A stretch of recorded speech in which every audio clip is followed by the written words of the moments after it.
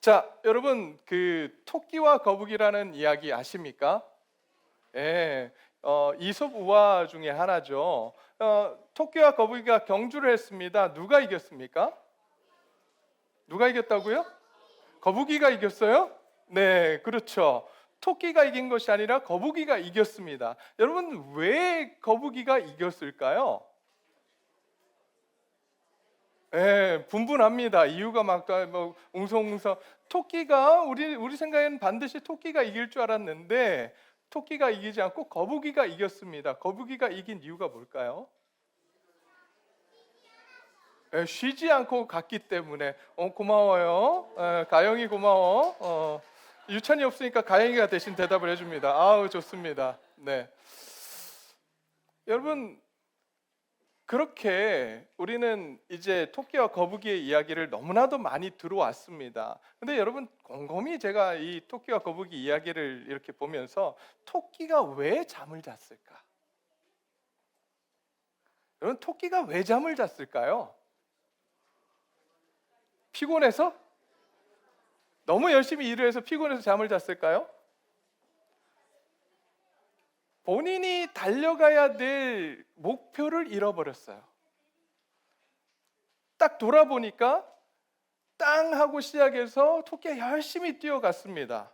그죠? 저 언덕 위에 있는 나무까지 열심히 뛰어가고 있다가 뒤를 딱 돌아보면서 거북이가 보여요, 안 보여요? 안 보입니다. 그러니까 어떻게 해요? 만족해 합니다. 그래, 내가 역시 달리기를 잘하지. 내가 빠르지. 거기서 안주하고 잠을 잡니다. 사실 토끼는 어디를 향해 가야 합니까? 자신의 목표가 무엇이었습니까? 자신의 골이 어디예요? 나무예요. 그죠? 나무까지 결승선까지 가는 것이 자기가 해야 될 자기가 경주해야 될 목적이었고 목표였습니다. 그것까지 가야 되는 것이 자기가 해야 될 일인데 본인이 어디서 안주하고 어디서 만족해야 했냐 하면 중간 지점에서 거북이와 비교하면서 나는 이렇게 잘하고 나는 이렇게 놀라운 달리기 실력을 갖고 있고 그래서 나는 여기까지 하면 돼라고 생각하며 거기서 잠을 잤던 거죠. 저와 여러분들의 인생에 이런 상황이 있지는 않습니까?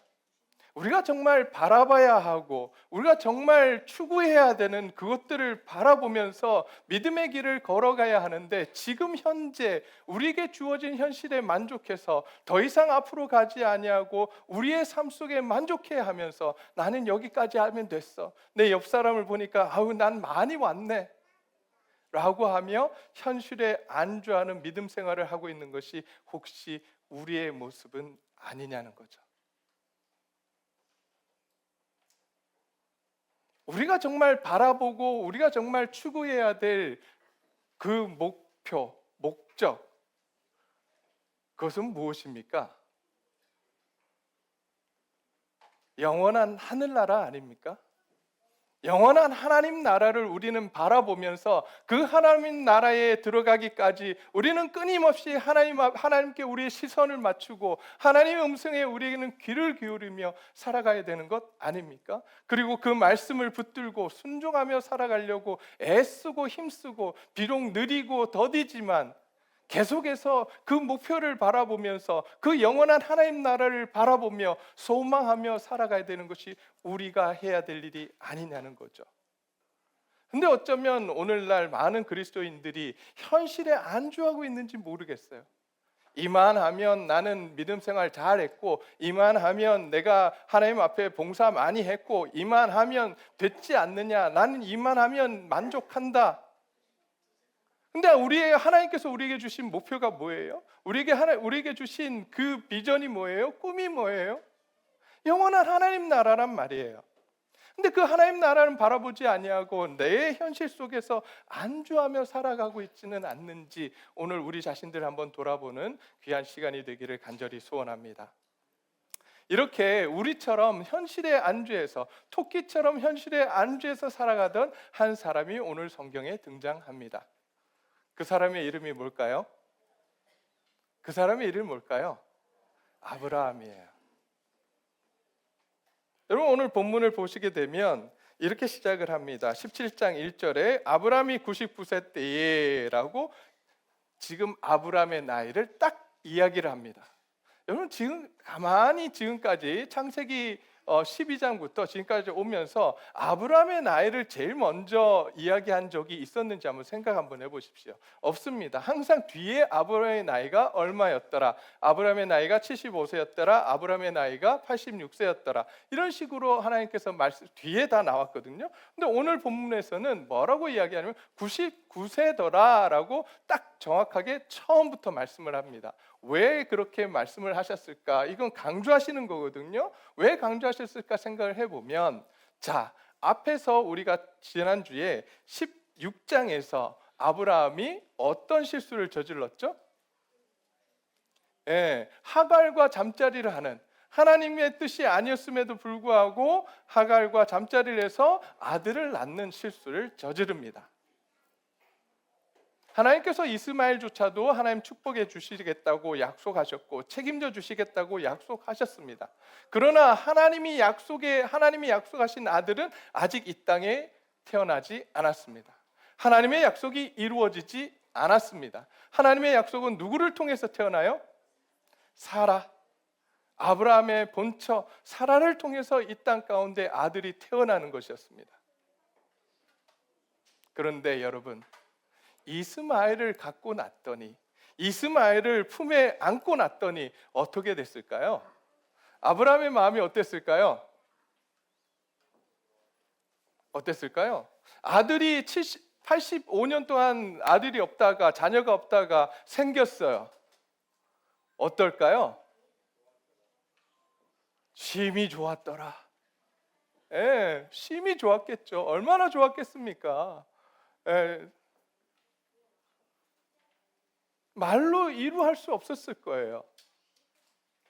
그러면서 그 이스마엘을 품에 끼고 살아가며 아브라함은 하나님께서 약속하신 그 약속과 하나님께서 가지고 계신 아브라함을 통해서 이루고자 하시는 그 놀라운 꿈과 비전을 생각하지 아니하고 현실에 안주하기 시작합니다. 몇 년 동안 그랬을까요? 네, 86세에 이스마엘을 얻었고 오늘은 99세라고 하니까 몇 년이 흐른 거예요? 13년 동안 안주하며 살아갑니다. 그리고 13년 뒤에 드디어 하나님께서 나타나셔서 아브라함에게 아브라함에게 말씀하십니다. 나는 전능한 하나님이라 너는 내 앞에서 행하여 완전하라라고 말씀하십니다. 그럼 우리는 이렇게 말씀하실 수 있을 거예요. 아니, 그러면 그렇게 현실에서 안주하고 살아가면 하나님 미리 나타나셔서 그렇게 하지 못하게 막으시고 하나님 그렇게 막 깨우쳐 주셔서 말씀하셔서 아브라함으로 하여금 바른 믿음을 갖고 바른 생활을 갖고 또 하나님이 주신 비전을 가지고 살아가게 해야 되는 것 아닌가, 우리는 이렇게 생각을 합니다. 그런데 여러분 한번 생각해 보십시오. 우리가 마음을 딱 정했어요. 한번 마음을 정하면 우리의 마음이 잘 바뀝니까? 다른 사람의 이야기가 들어옵니까? 내가 결정 내리고 나면 다른 사람이 뭐라 그래도 그 말을 듣지 않아요. 아니, 어쩌면 다른 사람의 이야기가 들리지 않아요. 그게 우리가 가지고 있는 인간의 죄성입니다. 그래서 저는 항상 하나님 앞에서 내가 결정을 해 나가지만, 내가 결정을 어떤 것을 내리지만 항상 이것이 틀릴 수 있음을 생각하고 내 결정이 옳지 않을 수도 있다라고 생각을 하고 항상 귀를 기울이고 그 다른 사람의 이야기에 귀를 기울이고 노력을 합니다. 그렇게 해서 다른 사람들의 이야기를 들어보면서 또 하나님 앞에서 기도하면서 찾아가는 모습이 우리에게 필요한 거거든요. 그런데 저도 마찬가지로 어떤 경우에는 하나님이 말씀하셔도 들리지 않을 때가 있어요. 제 고집, 내 생각이 강해질 때 그렇게 된단 말이에요. 그래서 우리는 항상 어떻게 해야 되는가? 우리 자신들을 항상 죽여야 돼요. 내가 죽고 내 안에 누가 살아 역사하시게 해야 되죠?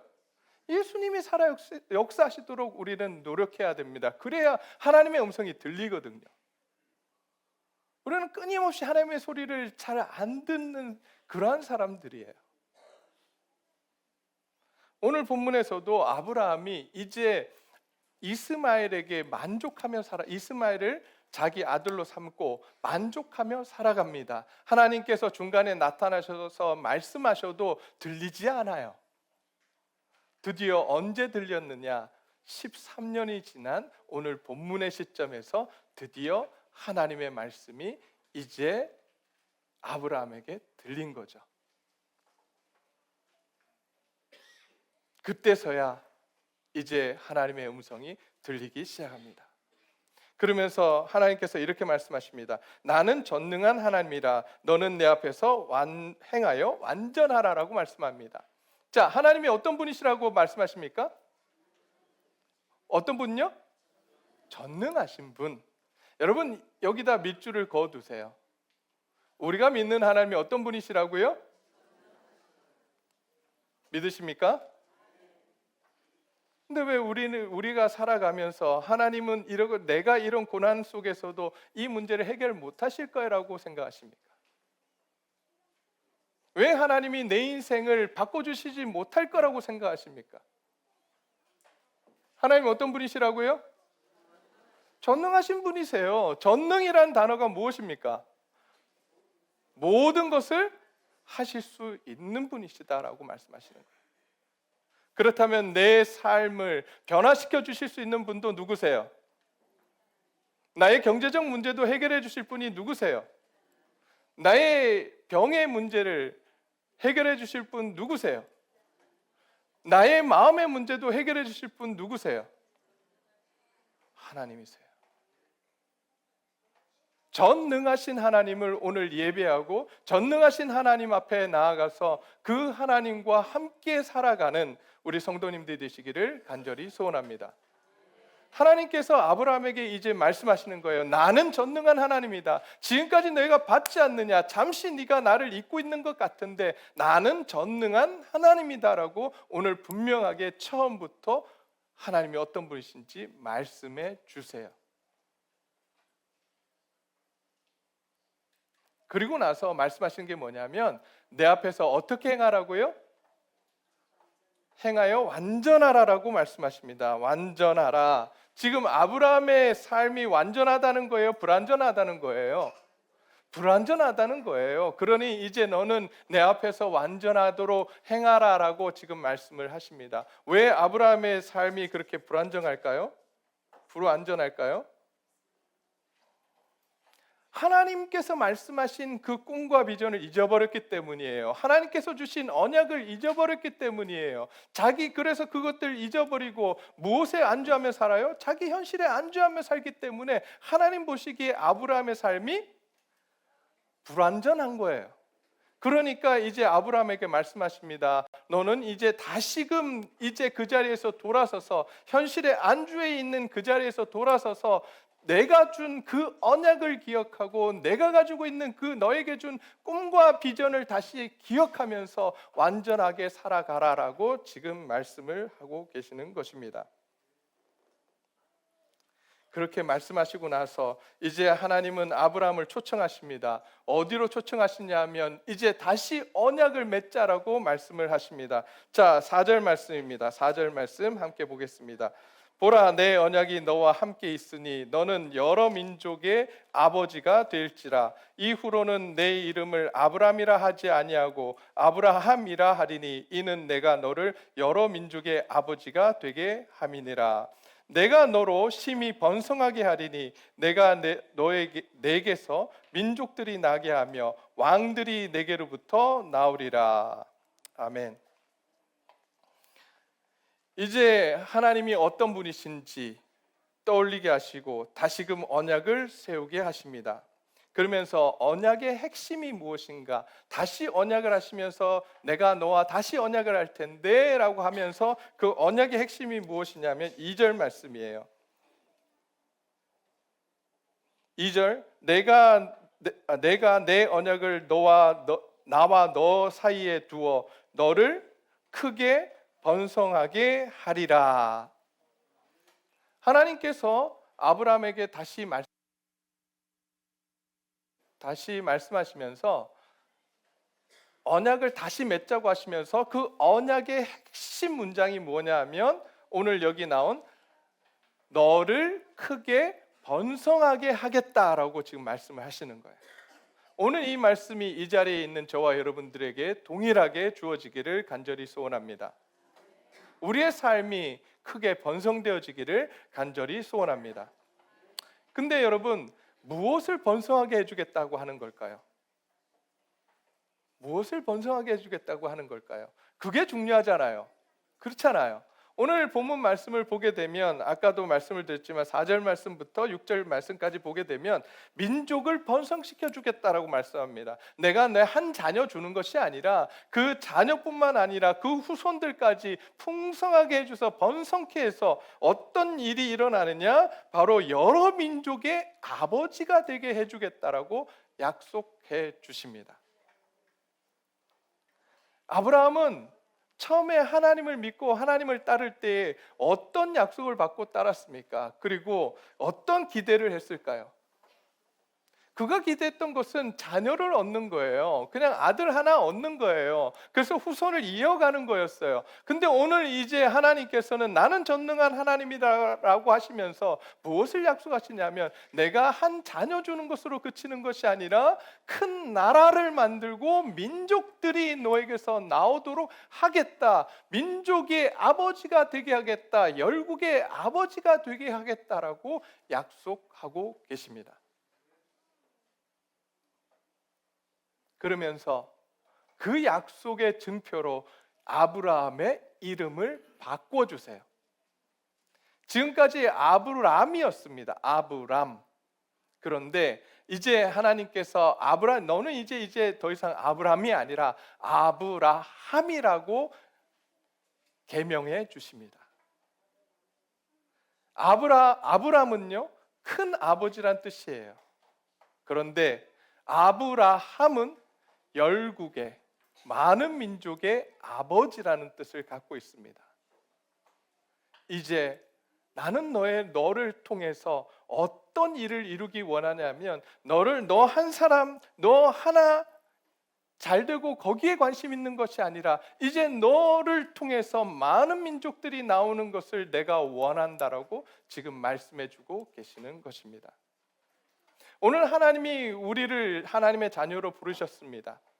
그리고 우리를 통해서 하나님이 이루고자 하시는 뜻은 나 하나 그리고 내 가족 하나 잘 먹고 잘 사는 것이 아니라는 사실을 우리가 기억하시기를 바랍니다. 우리를 통해서 하나님은 우리 주위에 있는 많은 사람들을 구원하시고 우리 가족을 번성케 하시고 내 후손을 번성케 하시는 이유는 무엇이냐면 이 땅 가운데 하나님의 나라를 이루고 이 땅 가운데 하나님의 놀라운 은혜와 사랑을 나누어주며 아직도 하나님을 알지 못하는 많은 사람들에게 그 하나님을 증거하도록 하나님은 그토록 원하고 계시는 것입니다. 그리고 또 한 가지 하나님은 약속을 하세요. 무엇을 약속하실까요? 하나님은 무엇을 약속하실까요? 땅을 약속하십니다. 오늘 본문 8절 말씀을 보게 되면 이렇게 나옵니다. 내가 너와 내 후손에게 내가 거류하는 이 땅 곧 가나안 땅을 주어 영원한 기업이 되게 하고 나는 그들의 하나님이 되리라 라고 말씀하십니다. 지금 땅을 주시겠대요. 그리고 그 땅을 이제 가나안 땅을 아브라함과 그의 후손에게 영원한 기업으로 주시겠대요. 이 자리에 있는 저와 여러분이 하나님이 주시는 이러한 놀라운 복을 받아 누리는 역사가 있기를 간절히 소원합니다. 하나님이 우리의 삶을 번성케 하시기를 간절히 소원합니다. 그런데 여러분 기억하셔야 될 것이 무엇이냐면 이렇게 하나님께서 번성케 하기를 원하시는 하나님의 꿈과 비전은 무엇인가라고 하는 거죠. 그것은 어디 나오냐면 창세기 12장 2절과 3절입니다. 한번 찾아볼까요? 창세기 12장 2절과 3절.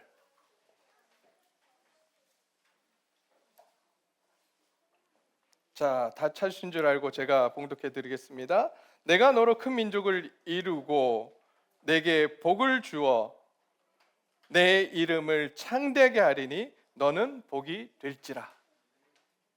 하나님이 약속하신 것이 12장의 말씀과 또 17장의 말씀이 비슷하죠. 그런데 한 가지 그 목적이 그 다음 나옵니다. 3절 말씀을 보니까 뭐라고 하시냐면 너를 축복하는 자에게는 내가 복을 내리고 너를 저주하는 자에게는 내가 저주하리니, 여기 밑줄 한번 그어볼까요? 땅의 모든 족속이 너로 말미암아 복을 얻을 것이니라 하신지라. 뭐라고요? 땅의 모든 민족이 너로 말미암아 뭘 받는다고요? 복을 받겠다. 하나님의 꿈과 비전은 이겁니다. 우리 가족 나 하나 잘 먹고 잘 살라고 하는 것이 아니라 나를 통해서 지금 하나님이 하고자 하시는 것이 무엇이냐면 이 땅에 있는 모든 민족들이 그 복을 받아 누리도록 하는 것. 누구를 통해서요? 누구를 통해서요? 나를 통해서. 여러분, 이 자리에 앉아있는 저와 여러분들이 그런 존재들입니다. 왜 자꾸 엉뚱한 데 가서 우리의 시선을 뺏기고 우리의 마음을 뺏기세요? 우리는 어떤 사람들이냐면 하나님께서 꿈과 비전을 준 사람들입니다. 어떤 꿈과 비전을 준 사람들이냐면 이 땅 가운데 있는 모든 민족들에게 하나님의 복을 주는, 복을 전해주는 통로가 되도록, 복덩이가 되도록 우리를 부르셨어요. 우리가 이 사실을 기억하며 살아갔으면 좋겠습니다. 자꾸 눌리지 마세요. 우리는 복덩이들입니다. 아닌 것 같으세요? 내 삶을 보니까 복덩이 아닌 것 같으세요? 자꾸 세상의 시선을 보니까, 다른 사람의 시선을 보니까 그런 거예요. 하나님의 시각으로 보시기를 바랍니다. 우리 자신들을 하나님의 시각으로, 오늘 이 나와 있는 말씀을 통해서 우리 자신들을 보셔야 돼요. 우리는 어떤 사람들이라고요? 복덩이들이에요. 복의 통로예요. 그럼 우리가 해야 될 일이 무엇입니까? 복을 흘려보내는 거예요.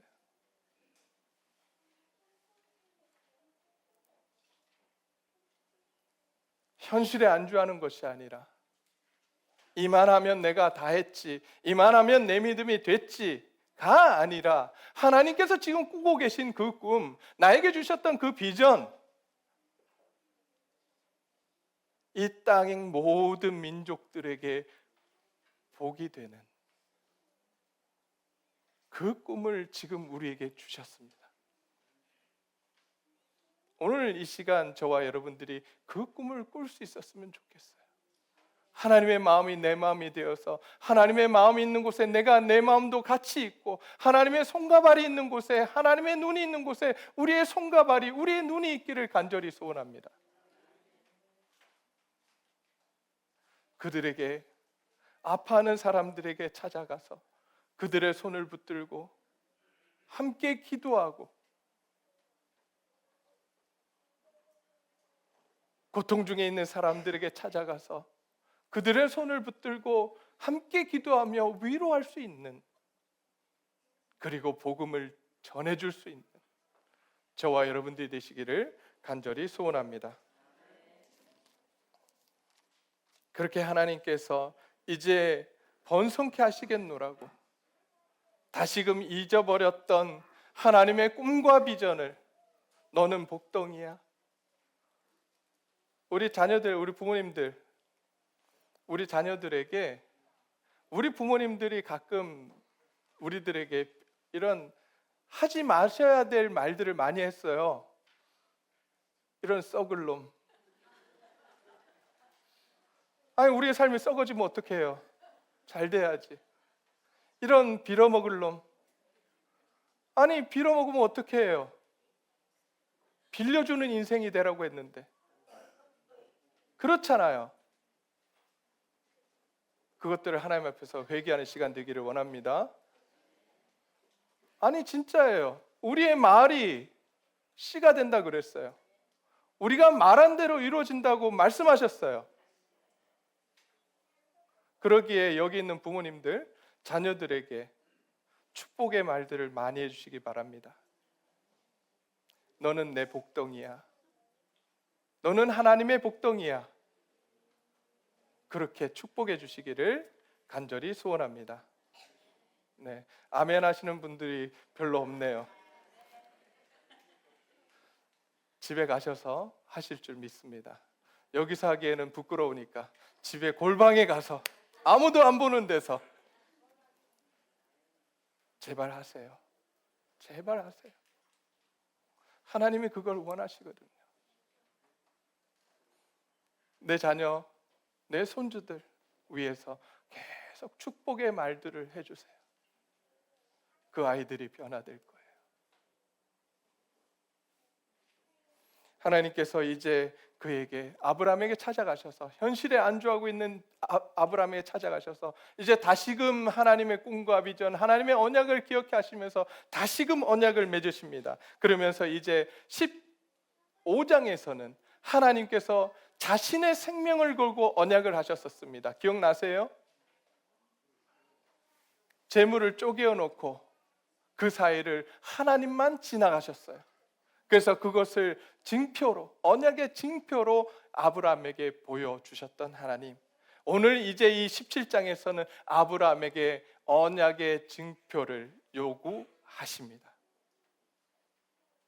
그것이 무엇이냐면 9절부터 14절에 나오는 말씀인데요, 오늘 읽지는 않았지만 보면 9절 말씀입니다. 하나님이 또 아브라함에게 이르시되 그런즉 너는 내 언약을 지키고 내 후손도 대대로 지키라.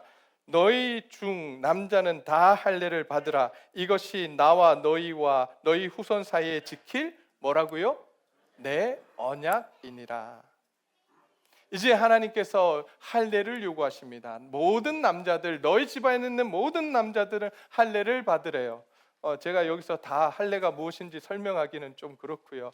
잘 모르시는 분들은 집에 가셔서 검색하시거나 우리 아이들은 아빠한테 꼭 물어보세요. 네. 여러분, 할례를 행함으로써 끊임없이 하나님의 언약을 기억하라고 말씀하십니다. 자신의 몸에 표식이 된 그것을 보면서 항상 하나님의 언약을 이제 기억하라고 말씀하십니다. 하나님이 나에게 주신 그 꿈과 비전을 기억하라고 말씀하십니다. 하나님이 나에게 주신 언약을 기억하라고 말씀하십니다. 하나님은 이렇게 현실의 안주에 있는 아브라함에게 찾아가셔서 이제 언약을 다시 맺으시며 아브라함에게 증표를 남기라고 말씀하십니다. 그리고 그것을 기억하며 계속해서 순종하며 살아가라고 말씀을 하십니다. 근데 여기서 아브라함의 믿음이 우리하고 좀 다른 것 같아요. 다르다고 하면 여기서부터 달라지는 것 같아요. 뭐냐 하면 달라요. 그죠? 다른데 저 보세요. 딴 데 보지 마시고 저 보세요. 우리가 이 습관인데 뭐냐면 소리가 나면 소리 나는 대로 우리가 눈이 돌아가요. 소리가 나도 그냥 저 보고 계셔야 돼요. 사실 제가 제일 힘들어요. 여기서 누가 이렇게 지나가고 누가 울면 제가 원고를 잊어버릴 때가 있어요. 그렇지만 제가 그렇지 않으려고 저 집중하거든요. 여러분들도 앉아 계시지만 소리 나도 보지 마시고 저를 보셔야 돼요. 집중하시면 돼요. 나중에는 그 소리가 안 들려요. 거짓말하지 말라고요? 아니요, 안 들려요. 제가 나눔교회 있을 때 한 이렇게 예배를 한 10년 드리니까 안 들려요. 그냥 집중이 돼요. 그 애들이 관계성에 올라와도 그런가 보다 그래요. 그러면 우리 목사님 그 나눔교회 우리 담임 목사님 그 안지영 목사님이 이제 원로 목사님이죠. 그 아이를 안아주고 축복해주고 내려보내요. 저도 그러려고 하고 있어요. 그러나 여러분, 우리 어린이 성도 여러분, 올라오시면 안 돼요. 설교 중에. 네, 자, 하나님이 이제 언약을 다시 하자라고 그리고 순종하는 완전한 삶을 살아라고 이제 말씀을 하셨을 때에 여기에 아브라함의 믿음에 강점이 있습니다. 뭐냐면 2절 말씀을 보게 되면 하나님이 말씀하실 때 아브라함은 엎드려요. 아브라함은 그냥 엎드려 버려요. 하나님의 말씀이라 딱 들리자마자 그동안 안 들렸잖아요. 자기가 현실에 안주해서 안 들렸는데 한번 들리니까 그 다음 어떻게 하냐면 엎드려 버려요. 이 엎드리다는 표현이 무엇이냐면 하나님의 말씀을 내가 경청하겠습니다, 하나님의 말씀에 내가 순종하겠습니다라고 하는, 복종하겠습니다라고 하는 표현이에요. 우리는 하나님의 말씀이 들릴 때 이렇게 순종하겠습니다, 복종하겠습니다 엎드립니까? 저만 해도 아니 그거는 아니고요, 잠깐만 있어 보세요, 내가 손익계산 따져보고 하나님 제가 순종할지 안 할지 결정할게요, 그러잖아요. 근데 아브라함은 그러지 않았어요. 하나님 말씀이 들리자마자 엎드립니다. 하나님 말씀하십시오, 듣겠습니다. 근데 중간중간에 하나님 말도 안 되는 이야기 하시면 한 번씩 웃고, 그런다 할지라도 하나님 말씀하실 때 그는 엎드렸습니다. 저와 여러분들이 하나님 말씀하실 때 엎드릴 수 있는 믿음을 소유하기를 간절히 소원합니다. 하나님의 음성에 우리는 귀를 기울여야 되고 하나님의 음성에 우리는 순종해야 합니다. 두 번째 아브라함의 믿음의 강점이 뭐냐면 하나님이 할례하라고 명령하셨어요. 그 할례를 언제 행했을까요? 며칠 뒤에요? 아니면 1년 뒤에요? 그날 행합니다. 그날. 몇 절에 나오냐면 23절입니다. 17장 23절.